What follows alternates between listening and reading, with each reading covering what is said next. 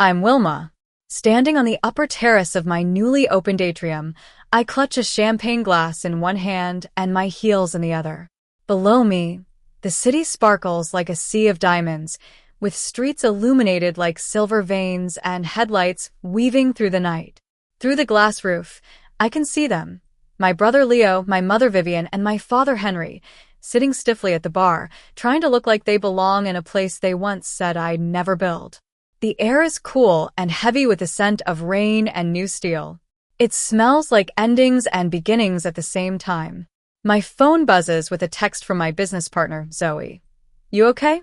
They're still downstairs. I type back. Let them be. They'll figure it out.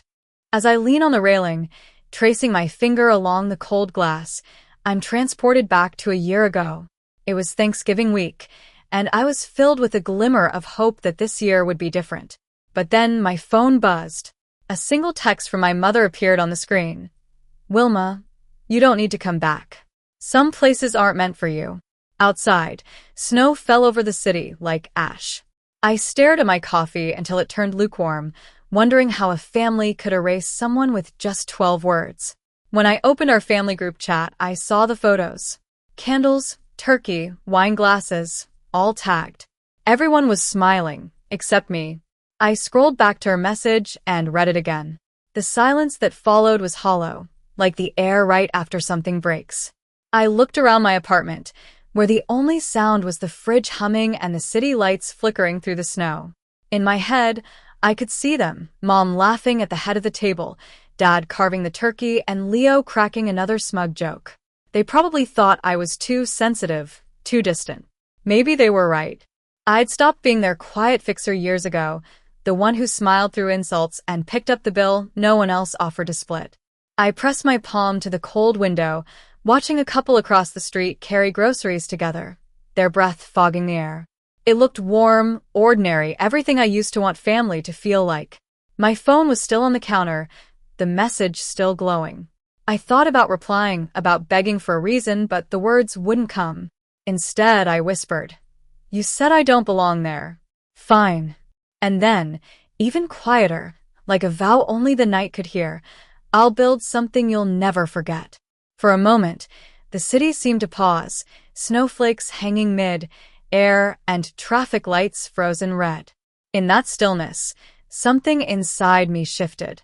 I knew that if you've ever been cut off by the people who made you, you'll know the exact second pain turns to purpose. That was the moment I stopped being their daughter and started becoming something else entirely. Growing up, I was always different. While other kids drew people in their notebooks, I drew places. I loved how buildings made sense. You could design where things belonged, but people were a different story. My parents, Vivian and Henry, never really saw my talent as anything more than a phase. Leo, my younger brother, was the golden child. He was funny and charming, the one who could skip responsibility and still get praise for his potential. I was the quiet one who thought too much. I still remember the night I showed them my first dream. I was 16, sitting at the breakfast table with a rolled-up sketch in my hands. It was a beach house I designed from scratch, with a view of the ocean, large windows, and a deck that seemed to stretch into infinity. I pushed the drawing toward them and said, "I think I could actually build this someday." Dad barely looked up from his newspaper. Mom smiled that kind of smile that means no and said, "Sweetheart, that's ambitious. But you might want to focus on something practical." Leo leaned over, grinning. "Looks like a sandcastle for grown-ups." They laughed, but I didn't. Later that night, I found my drawing crumpled in the trash, tea stains marring the paper. That was the night I learned silence could be armor. After that, I stopped showing them what I made. I applied for architecture school in secret and got in on a scholarship. When I called Mom to tell her, she sighed. "Architecture? That's a tough world, honey. You're too gentle for that." But I went anyway, working 3 jobs, living with second-hand furniture, and surviving on black coffee and cold sandwiches for years. When I finally graduated, I thought they'd be proud. But Leo had a business trip, and Dad suddenly had a back problem that prevented him from traveling. Still, I sent them photos of my first office, a small studio with white walls and a single folding table. Mom texted back, "Looks small but nice." That's when I stopped needing their applause. But their voices still followed me. Leo would call during family dinners and put me on speaker, bragging about his latest real estate deals. Mom would laugh and say, "You and your brother both in buildings. Isn't that a coincidence?" No, it wasn't. One night, everything came to a head. We were gathered around my parents' long oak table for a fancy dinner. The smell of roasted beef filled the room, along with the aroma of garlic butter and expensive wine. Leo was, of course, the center of attention. He was talking about his new business venture, a luxury nightclub downtown. Everyone leaned in, hanging on his every word. Mom looked at him like he'd walked on water. Dad nodded in approval, half listening but smiling anyway. I stayed quiet, cutting my food into small perfect squares, an old habit from years of pretending to be calm. Then Leo looked over at me. "You're the architecture expert, right, sis? What do you think of my spot?" "Downtown, right across from the new shopping mall." I looked up and met his smirk. "It's risky," I said. "High rent, not much foot traffic after 11 p.m. You'd need a unique selling point to keep it alive." The air shifted. Forks paused. Then Mom's voice cut in, sharp and polished. "Wilma, please. Your brothers worked hard on this. You always have something critical to say." My throat tightened. I wasn't being critical. I was just being realistic. Leo chuckled. "She doesn't get it, Mom. Not everyone lives in the world of blueprints and budgets." Laughter followed, familiar and cruel. Someone even clapped him on the shoulder. I swallowed hard. "I'm just saying."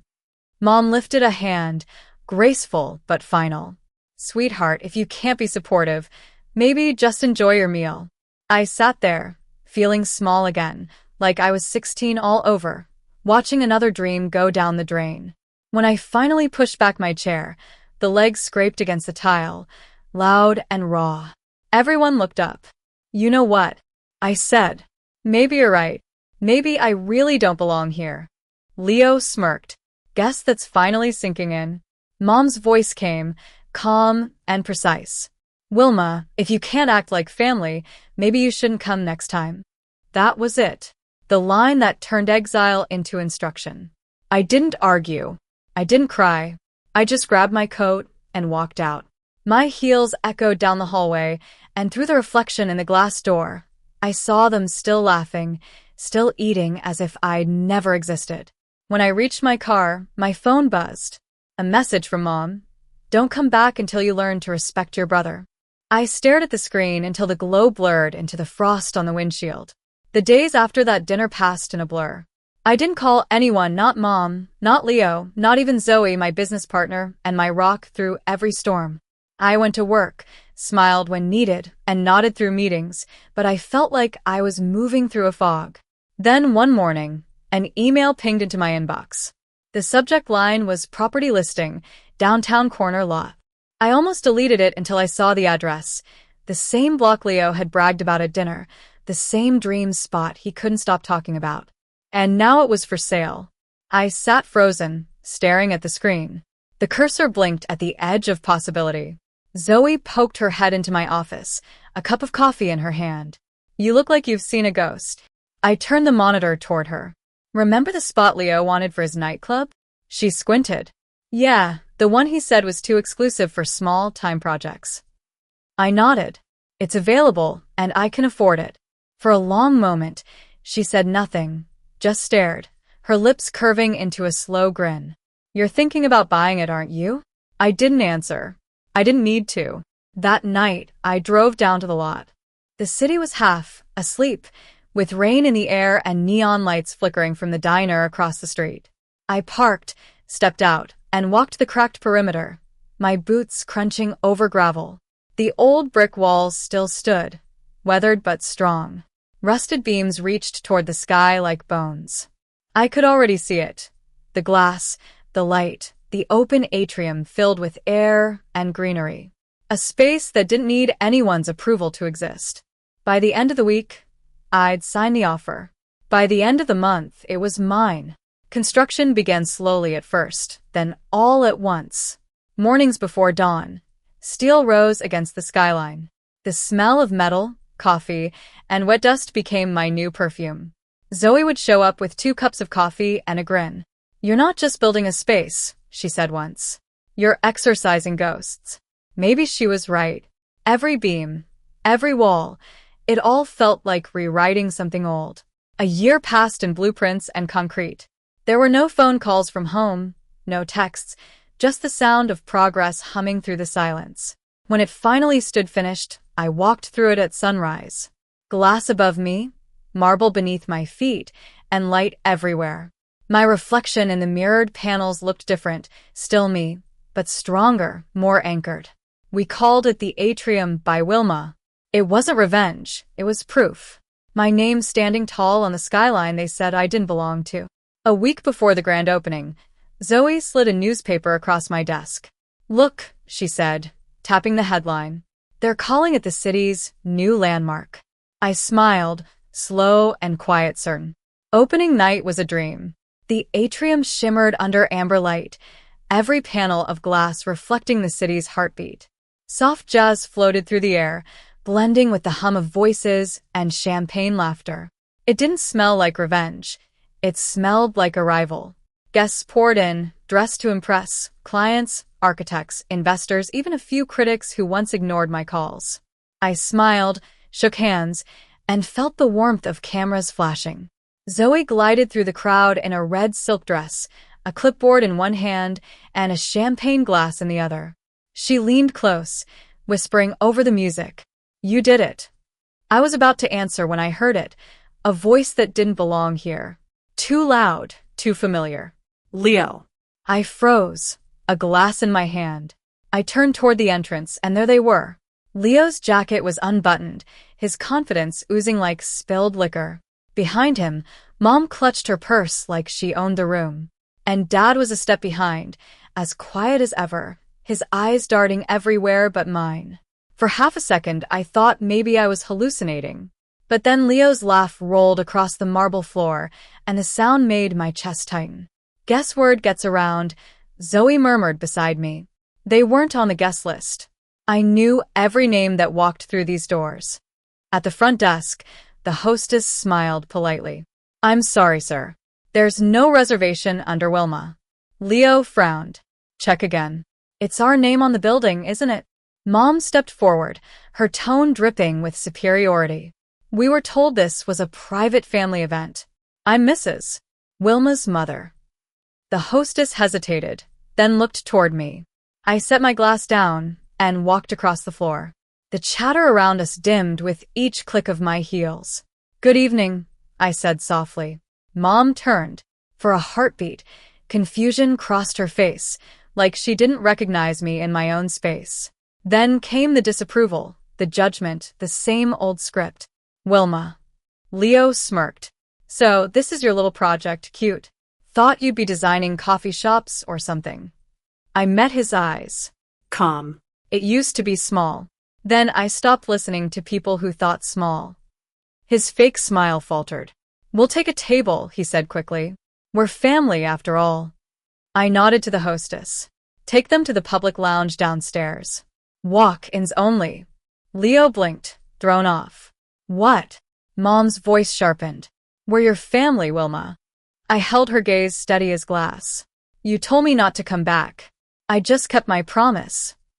The silence that followed was thick enough to cut. Even the pianist hesitated mid-note. Leo's jaw tightened. "You think this makes you better than us?" I stepped closer until my reflection filled his eyes. "No," I said quietly. "It just means I finally stopped needing you." Then I turned to the hostess. "If they stay, make sure they pay for their drinks." Their faces froze, shock, disbelief, humiliation. Everything they'd once made me feel. I walked away before any of them could speak. The click of my heels trailed into the music. Zoe met me halfway across the room. "They came uninvited," she whispered. "Exactly," I said. "Just like always." As the music faded and the crowd thinned, I slipped away to the upper terrace. Now, standing here, looking down at the city and the building that rose from everything they broke, I realized that a year ago, I was standing outside their house, afraid to knock. Now they're standing outside mine, waiting to be let in. Behind me, the door slides open. Zoe steps out, her coat draped over her arm, her hair tousled from the night. "They're leaving," she says softly. I nod. "Good." She hands me another glass, her smile warm and knowing. "So, what now?" I look down at the glowing sign above the entrance, the Atrium by Wilma.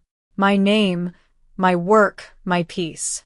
Now, I say, I build things that don't need anyone's permission to stand.